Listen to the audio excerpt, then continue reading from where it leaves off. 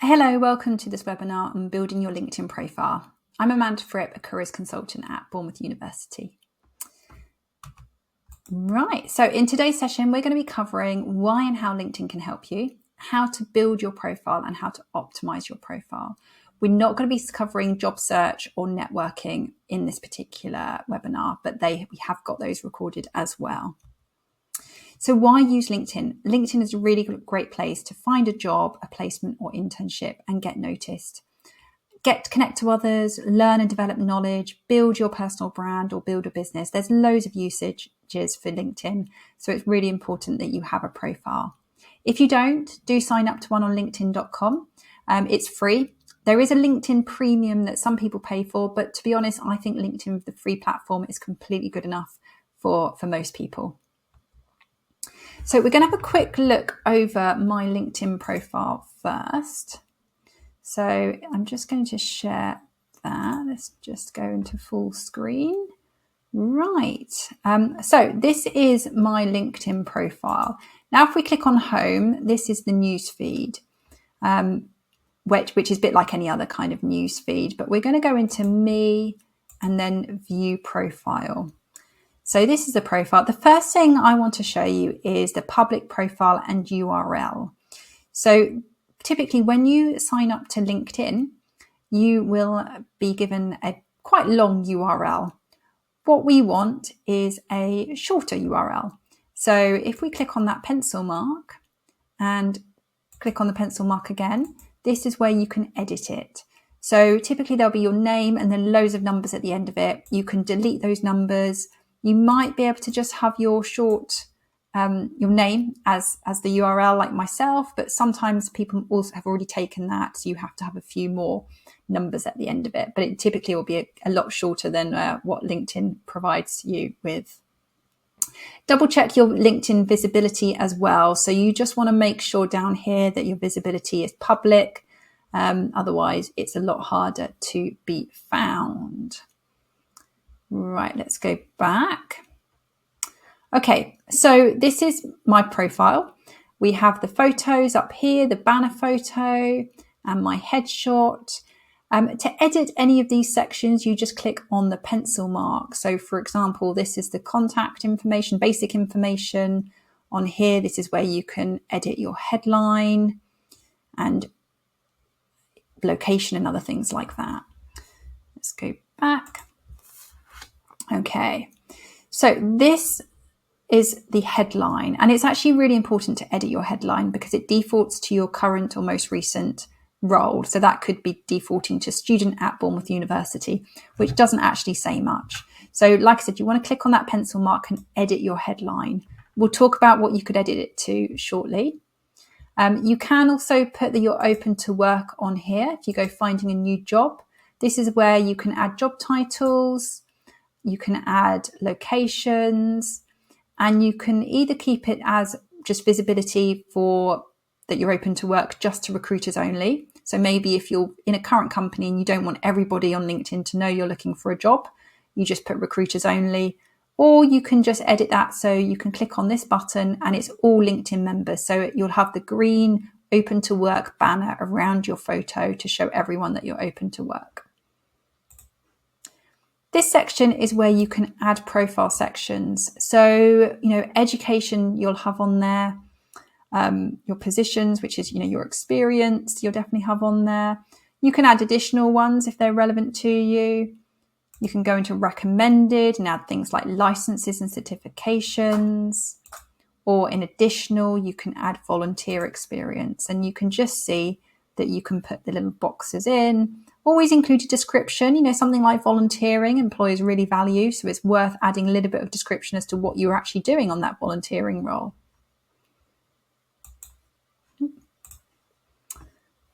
Okay. If we scroll down, one of the main sections which is important to have is the About section. So make sure you add that. I will talk about that in a little bit as well. Let's scroll down a little bit further. Here is the experience section. So a bit like a CV, you want to make sure that you're actually describing what did you do on that particular experience? What were you doing? What are you doing in this job? What are your achievements of that job? So again, make sure that's on there. You can see you can add links as well. You can add, this is a link to the Careers BU podcast that I've set up. So I will show you how to add that shortly. If we go all the way down, then comes the education section. So you can add more education. You can go right back to school, or sixth form or college. You never know. You might find a mutual connection, or find a connection who went to a school, the same school as you. And that's a mutual kind of connection that you can then say, oh, hi, we went to the same school. And it's a way of kind of opening up conversation with a particular person. I've added the licenses and certifications section on mine, so you can see how that looks. Important to have a skills section as well. This skills section, you can just add skills by just starting to type, basically. So, and then it suggests you for different words for you. So you can add skills there.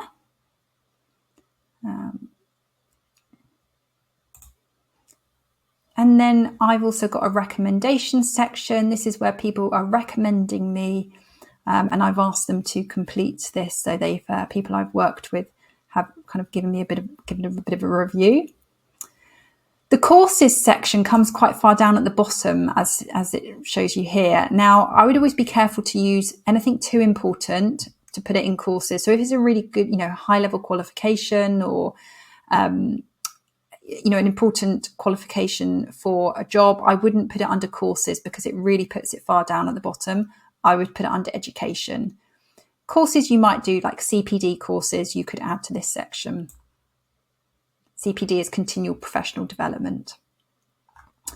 Right, let's go back up. So that's a quick overview of the profile. And we're going to go back now to my slides, and we're going to talk a little bit more through each section.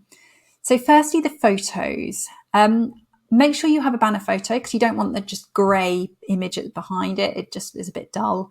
The banner photos, you can get royalty-free photos on a website called Pixabay, or you could design your own using Canva. If you go onto Canva and put LinkedIn banner, it will come up with different templates, and then you can have a play around for those. With your headshot, make sure it is just, a headshot. You don't want a photo of you really far away. Don't have a photo of you holding alcohol or anything like that. Make sure it looks like a professional photo. Even if it is a selfie, it can still seem professional. So what sections would you complete? Now, I would say make sure you have these ones. So make sure you have your photo, your banner, your headline, your about section, your education, your experience and skills. You really should be having at least those. And on the other side, this is the ones where I'd say where relevant you could add. So licenses and certifications, volunteer work, publications, projects, languages, recommendations, and even courses. So, if it's relevant, add those ones, but definitely have the ones on this side here, because they're the ones that really you kind of need to be filling in as a student or graduate or professional. And this is where recruiters often search from as well and look at. So we often talk about optimizing your profile. So how can you optimize your profile? Now, when we talk about optimizing, it's really like making it tailored to kind of jobs or industry you're looking at and you want to go into. So recruiters sometimes search for people on LinkedIn. They search for people who could maybe fill a job that they're recruiting for. And when they search, they typically search by things like location. And then they will search for things like keywords. So they'll search for keywords or skills or experiences or job titles. So they tend to come from things like the headline, about sections, skills and experience. So I would say, look at what keywords are other people including for their similar role. So maybe they're looking for a similar role, or maybe they're in a similar role to you. What keywords are they using? And then think about, have you got those skills or experiences? And then can you put those in a headline about skills and experience? Maybe look on company pages as well, or check out job postings on LinkedIn. Look at the jobs and see what skills are they recruiting for? Have I got those throughout my profile? So firstly, one place to optimize your LinkedIn profile is your headline. So your headline defaults to your current position, so you need to be changing that. You can include kind of, a few things if you want, but I would say, make sure it includes what you're doing now. So what are you currently doing? That could be, a business and management student, BSc business and management student. Include keywords for your position. Include some of your most important skills and accomplishments, and maybe what you aspire to do. So you've got to think about what's right for you, but those are kind of some ideas of what you could be including. So to give you some examples, we have some examples here, such as film student, professional photographer, aspiring filmmaker, open to digital media opportunities. Final year BSc psychology student, completed 6-month HR internship, seeking HR graduate scheme, project assistant, MSc management, data analytics. So you can see some examples of these different types of headlines.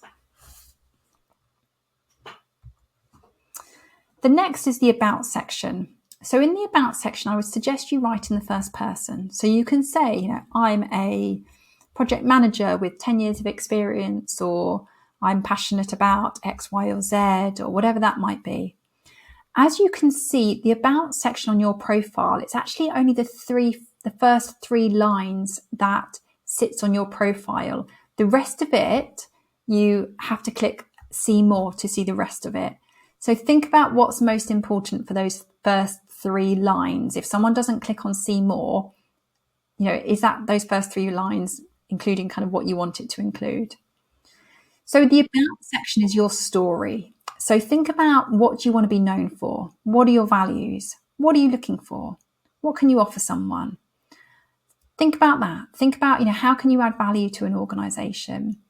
What skills have you got? And get something on there. Now, this might change. Don't feel that what you write is going to be on there forever. You might change it every so often. You might look at it again and think, actually, I just need to update it. So just getting something on there initially is a really great start.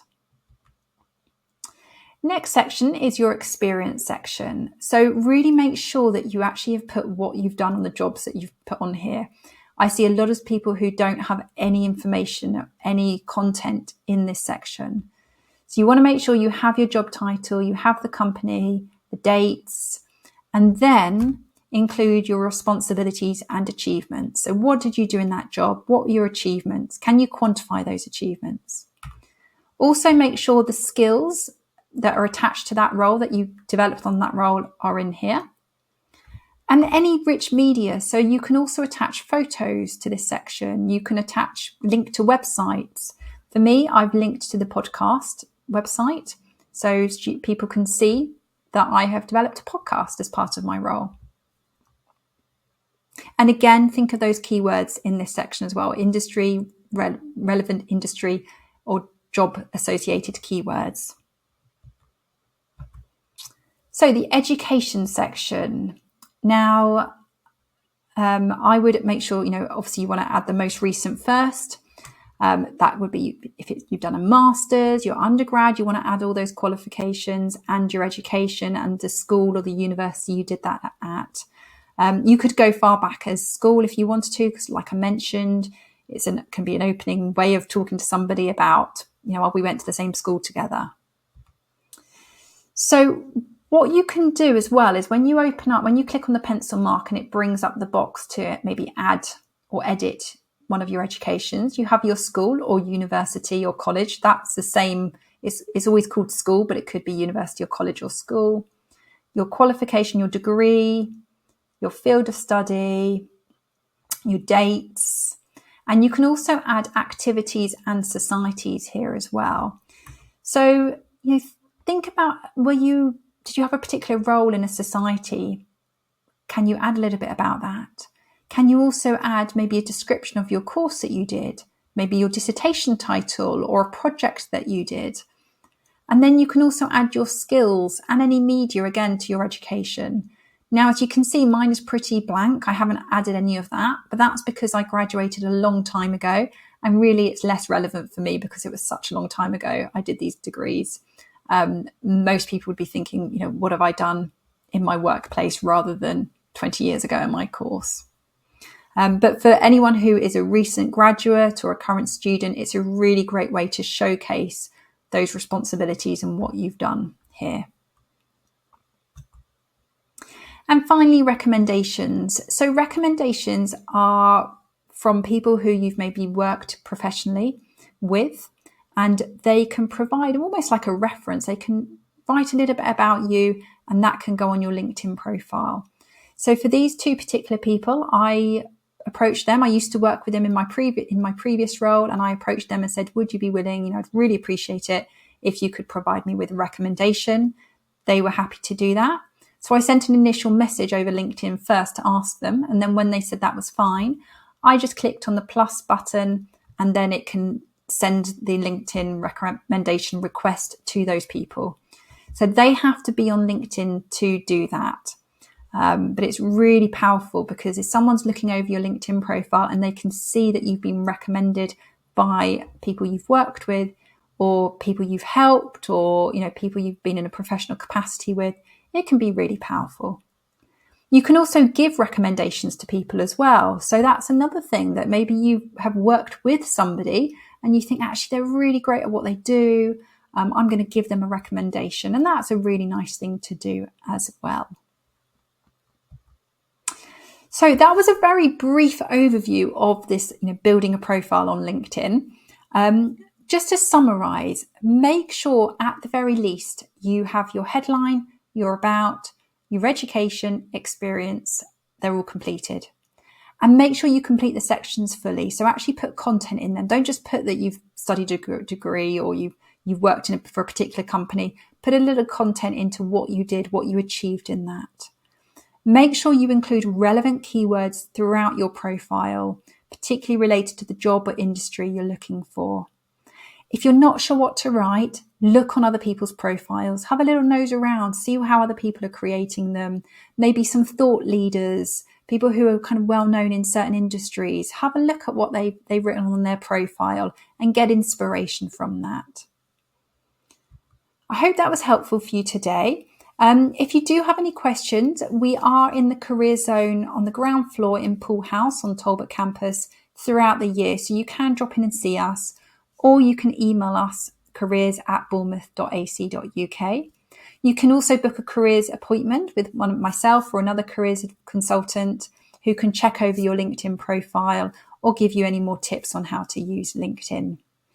So I hope that was helpful for you. Please do watch the other two videos on building your network and applying for jobs because they're really useful as well. Thank you for listening.